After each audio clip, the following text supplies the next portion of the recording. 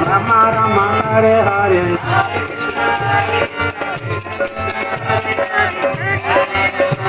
Rama Rama Hare Hare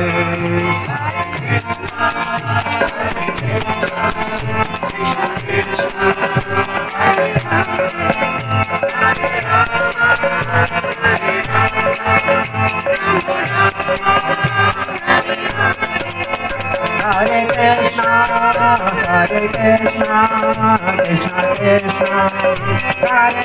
আজকের ইন্ট্রোডাকশনটা একটু অন্যরকম হয়ে যাক। বাঙালিদের উঠলো বাই তো কটক যাই না, তা বলে ভাববেন না যে কটকে যাচ্ছে ওই দূরে মন্দির দেখা যাচ্ছে। নিশ্চয়ই বুঝতে পারছেন না, থাম্বনেল দেখে তো যারা যারা দেখছেন নিশ্চয়ই বুঝেই গেছেন যে কোথায় যেতে চলেছি। হঠাৎই প্ল্যান করে ফেললাম মায়াপুর যাব, আর প্ল্যান করা মাত্রই বেরিয়ে পড়লাম। হ্যাঁ জানি শীত চলে গেছে, গরম আসন্ন, আসন্ন কি বলবো, বেজায় গরম পড়ে গেছে, রোদের যা তাপ দেখে নিশ্চয়ই বুঝতে পারছেন। যাই হোক সেসব কথা নয়, পরে হবে। যেটা বলছিলাম আর কি, হঠাৎই প্ল্যান করে বসলাম আর চেপে পড়লাম কাটোয়া ট্রেনে, নেমে পড়লাম নবদ্বীপ। আর এটা আমরা সবাই জানি যে নবদ্বীপের ঘাট পার হলেই পৌঁছে যাওয়া যাবে মায়াপুর, মায়াপুরের ইস্কন মন্দির।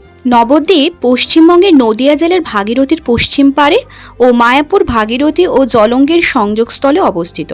নবদ্বীপ ও মায়াপুর মূলত শ্রী চৈতন্যদেব এবং ইস্কন চন্দ্রোদয় মন্দিরের জন্য বিখ্যাত। শ্রী চৈতন্য ভক্তদের কাছে এটি খুবই গুরুত্বপূর্ণ একটি জায়গা। তবে যে কেউ কিন্তু এখানে ঘোরবার জন্য আসতে পারে বা যেতে পারেন, সকল ধর্মের মানুষের জন্য কিন্তু এখানে প্রবেশ অবাধ। তবে শুরুতেই বলে দিই, যেহেতু হঠাৎই প্ল্যান করা, আমাদের কিন্তু পৌঁছতে অনেকটা বেলা হয়ে গেছিলো, মানে একটু বেলা করেই বেরিয়েছিলাম। তো দুপুর নাগাদ আমরা পৌঁছেছিলাম এই মায়াপুরের উদ্দেশ্যে। এই ধরনের ঘোরবার জন্য ধর্মীয় স্থান হিসাবে বছরের যে কোনো সময় কিন্তু আপনারা ঘুরতে যেতে পারেন। তবে শ্রী চৈতন্যদেবের জন্মদিন, দোল পূর্ণিমা এবং রাস উৎসব উপলক্ষে এখানে কিন্তু প্রধান উৎসব পালিত হয়। এখানে সেই সময় প্রচুর পরিমাণে ভিড় হয় কিন্তু। আর সম্পূর্ণ মন্দির চত্বর যদি আপনারা একেবারে পুঙ্খানুপুঙ্খভাবে ঘুরতে চান, তো সেক্ষেত্রে কিন্তু 2 দিন প্রয়োজন। কাছের বড় শহর যদি বলেন তবে কৃষ্ণনগর। তাই আপনারা যদি সম্পূর্ণরূপে ঘুরতে চান, তো সেখানে থেকে আপনারা মায়াপুর দর্শন করতেই পারেন। ছোট্ট করে একটা সংক্ষিপ্ত ইতিহাস বরং আপনাদেরকে দিই। বাংলায় সেন রাজাদের আমলে, মানে 1159 থেকে 1206, নবদ্বীপ ছিল বাংলার রাজধানী। লক্ষণ সেন গৌড় থেকে তার রাজধানী সরিয়ে আনেন নবদ্বীপে। তখন নবদ্বীপ ছিল বাংলার শিক্ষালাভের প্রধান পীঠস্থান। শ্রী চৈতন্যদেব এই নবদ্বীপে জন্মগ্রহণ করেছিলেন। শ্রী চৈতন্যদেবের জন্মভিটা নিয়ে দ্বিমত থাকলেও নবদ্বীপে বর্তমান 186টি মন্দির আছে এবং সবগুলিতেই কিন্তু ভজন এবং কৃষ্ণ নাম জপ করা হয়। ভগবান কৃষ্ণের ভক্তদের জন্য একটি দুর্দান্ত জায়গা এবং সারা বিশ্ব থেকে প্রচুর পরিমাণে পর্যটককে আকর্ষণ করে এই শ্রী শ্রী রাধামাধব মন্দির বা চন্দ্রোদয় মন্দির। মন্দিরের অত্যাচার্য কাজ এবং প্রশান্ত পরিবেশ পর্যটকদের এখানে টেনে নিয়ে আসে। রাধামাধব মন্দিরটি মূল বেদির চন্দ্রোদয় মন্দির হিসাবে পরিচিত। এই মন্দিরে রয়েছে শ্রীকৃষ্ণের মূর্তি, যেখানে 3 সখী দ্বারা পরিবেষ্টিত হয়, কিন্তু ভেতরে ফটোগ্রাফি স্ট্রিক্টলি প্রহিবিটেড, সেগুলো তাই আপনাদেরকে দেখানো সম্ভব হলো না। নির্মীয়মান যে বড় মন্দির, প্রবেশদ্বারের বাঁ দিকে তৈরি হচ্ছে ইস্কনের বিশাল বড় মন্দির। এটি এখনও অসম্পূর্ণ, যেটার ভিডিও কিছুদিন আগে আমি আমার চ্যানেলে পোস্ট করেছিলাম, আপনারা চাইলে গিয়ে দেখে নিতে পারেন। চৈতন্যলীলা প্রদর্শিত হয় এখানে, আমরা জানি সকলে। তো এটি মূল মন্দিরের ভিতরে অবস্থান করছে। ভক্তগণের জন্য এটি খোলা থাকে সকাল 10টা থেকে বেলা 1টা পর্যন্ত এবং বিকেল 4টে থেকে 6টা পর্যন্ত। মন্দির সম্পর্কিত ইন ডিটেলস বা ইতিহাস সম্পর্কে যদি আলোচনা করতে যাই, তাহলে বিশাল বড় ভিডিও হয়ে যাবে। তাই এখানে আমি কোনো রকম ইতিহাস সম্পর্কে কোনো রকম বিবরণ দেব না, সংক্ষেপে ছোট্ট করে যেটা বলে দিলাম সেটাই। শুধুমাত্র এই মন্দিরে ঘোরার সময়সীমা, মানে সময়সূচি আর কি, কখন যাবেন, কিভাবে যাবেন, কিসে করে যাবেন এবং কিভাবে ঘুরবেন আর কি কি খাবেন, সেই সম্পর্কিত ফুল ইনফরমেশন এই ভিডিওতে কিন্তু আমি দেব আপনাদের। সেটা আশা করি আপনাদের কাজে লাগবে। আচ্ছা, অনেকেই জানতে চান যে এখানে পূজা বা আরাধনা কখন হয়। তো সেক্ষেত্রে বলে দিই, শীতকালে ভোর 4:30 থেকে আর কি, এবং অন্যান্য সময় 4:15 থেকে মঙ্গল আরতি হয়। তারপরে হয় সকাল 7:15 দর্শন আরতি। সকাল 8টায় হয় ভাগবতম আলোচনা, দুপুর 12টাতে হয় ভোগ আরতি, বিকেল 4টে হয় ধূপ আরতি, শীতকালে সন্ধে 6টা এবং অন্য সময় সন্ধে 6:30টাতে আরতি হয়। সন্ধে 7:30টার সময় ভগবদ গীতা পাঠ হয়, আর রাত্রি 8:15তে শয়ন আরতি। তো এইগুলোই হচ্ছে সারা বছর ধরে এই টাইমগুলোই মেনটেন করা হয়। আচ্ছা, এবার বলে দিই আপনারা কি করে যাবেন। ট্রেনে যদি বলি তাহলে বলে দিই, হাওড়া বা শিয়ালদা থেকে কাটোয়া লোকাল ধরে যেতে হবে বিষ্ণুপ্রিয়া বা নবদ্বীপ, যে কোনো একটাতেই আপনারা নামতে পারেন। তবে বিষ্ণুপ্রিয়া হল্টে নামলে সেখান থেকে টোটো পেয়ে যাবেন গঙ্গার ঘাটে যাবার জন্য, ভাড়া পড়বে মাত্র 10 টাকা। তারপর সেখান থেকে ঘাট পার হয়ে নৌকো করে চলে আসুন মায়াপুর ঘাটে। নৌকোতে মাত্র 5 টাকার বিনিময়ে যেতে পারেন, তবে লঞ্চে যদি আসেন তবে ভাড়াটা একটু বেশি পড়বে। মায়াপুর ঘাট থেকে আবার টোটো করে পৌঁছে যাবেন সোজা মন্দিরে, এবারেও ভাড়া পড়বে মাত্র 10 টাকা। তবে চাইলে যদি শীতকাল হয় একটু কয়েকবার না হয় হেঁটেই যেতে পারেন, তাহলেই পৌঁছে যাবেন এই মায়াপুর মন্দিরে। সোজা একটাই রাস্তা। বিষ্ণুপ্রিয়া হল্টে সমস্ত ট্রেন দাঁড়ায় না, ট্রেনের সময়টা দেখে নেবেন কিন্তু।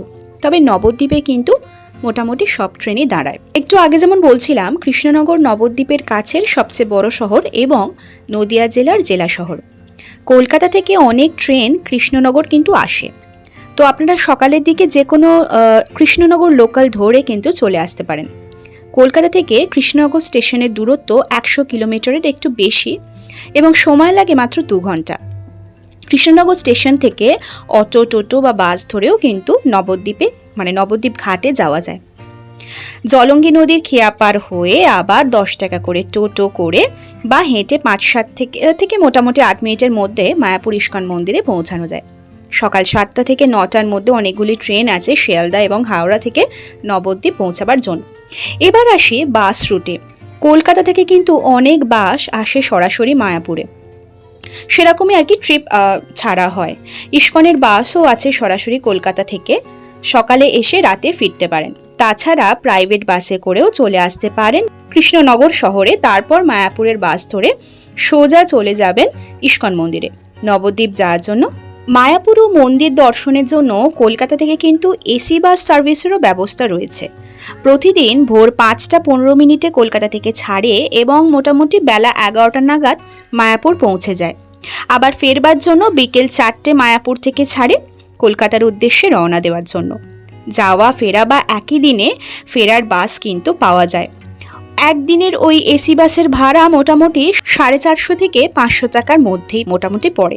ট্রেনে করে এই ঘাট পার হয়ে নবদ্বীপ যাওয়ার অভিজ্ঞতা এই প্রথম। বহু বছর পর গেলাম, অনেক কিছু কিন্তু পাল্টে গেছে গিয়ে দেখলাম। আপনারা যদি রাতে জার্নি করতে চান তো বলে রাখি, 8:30টায় কিন্তু রাত 8:30টায় শেষ বাস নবদ্বীপ ঘাট এবং মায়াপুর থেকে ছেড়ে আসে। গ্রাম এলাকা হবার জন্য রাস্তাঘাট 8:30টাতেই মোটামুটি শুনশান হয়ে যায়। রাত্রে ফেরবার যদি পরিকল্পনা থাকে তাহলে আগের থেকে অবশ্যই কিন্তু ব্যবস্থা করে নেবেন। মায়াপুর মন্দিরে দর্শন করে প্রসাদ না খেয়ে বাইরে খাবার কোনো অর্থই হয় না। মন্দিরের প্রসাদ অত্যন্ত সুস্বাদু এবং খরচা কিন্তু খুবই কম। দুপুরে এবং রাত্রে খাবারের যথেষ্ট পরিমাণে সুব্যবস্থা আছে।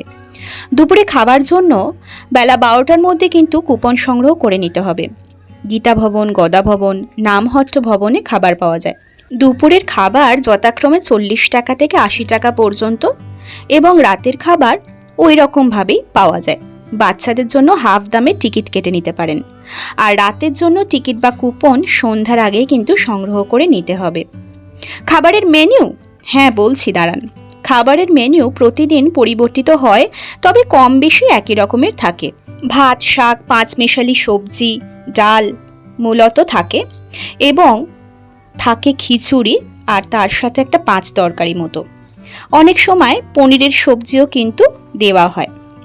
তবে 40 টাকার যে থালিটা সেটার মধ্যে কিন্তু যেটা এখন আপনারা দেখতে পাচ্ছেন স্ক্রিনেতে, ভিডিওতে দেখতে পাচ্ছেন, ডাল, ভাত, 5 মেশালি তরকারি, খিচুড়ি এগুলোই পরিবেশন করা হবে। আসলে ওই যে বললাম আমাদের পৌঁছতে একটু দেরি হয়ে গেছিল, তাই যে স্পেশাল থালিটা 80 টাকার সেটা আর পাইনি। পৌঁছতে যে বেলা 2টো হয়ে গেছিল।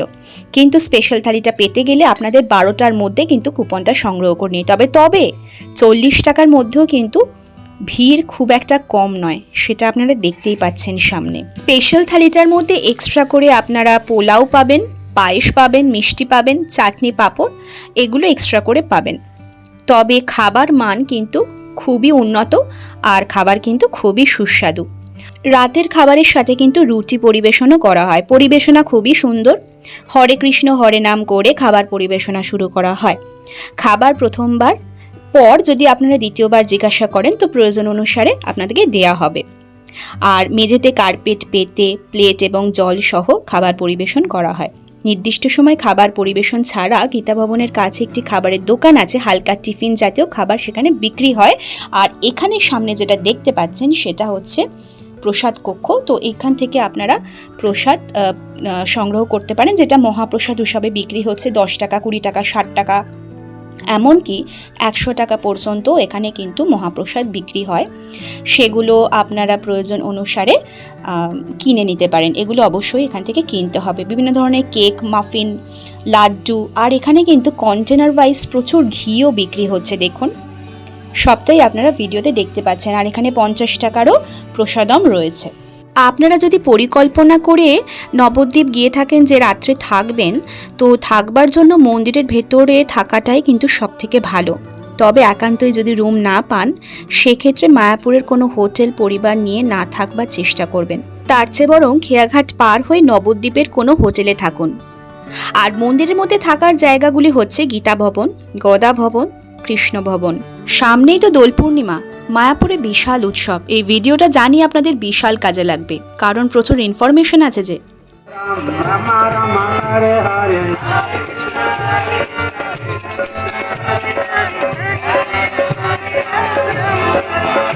হরে কৃষ্ণ কৃষ্ণ কৃষ্ণ হরে হরে হরে রাম হরে রাম রাম রাম হরে হরে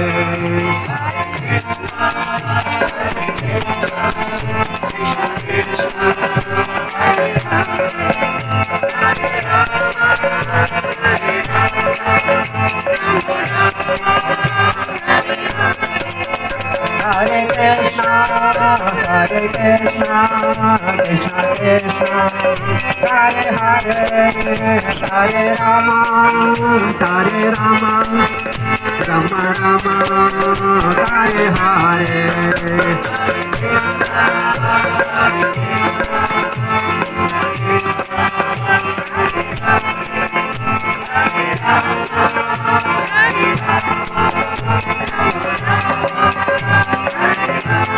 মন্দিরের ভেতরে যেহেতু ক্যামেরা অ্যালাউ নেই, ফটোগ্রাফি, ভিডিওগ্রাফি স্ট্রিক্টলি প্রহিবিটেড, তো সেক্ষেত্রে আপনারা বাইরে থেকে চাইলে এরকম রাধা মাধব মানে কৃষ্ণ রাধার প্রচুর পরিমাণে ছবি এখানে বিক্রি হচ্ছে, আপনারা চাইলে কিনতে পারেন। আচ্ছা, আপনাদেরকে ট্রেন আর বাস রুটটা বললাম, গাড়ির রুটটা বলিনি না, সেটা বলে দিই এখন।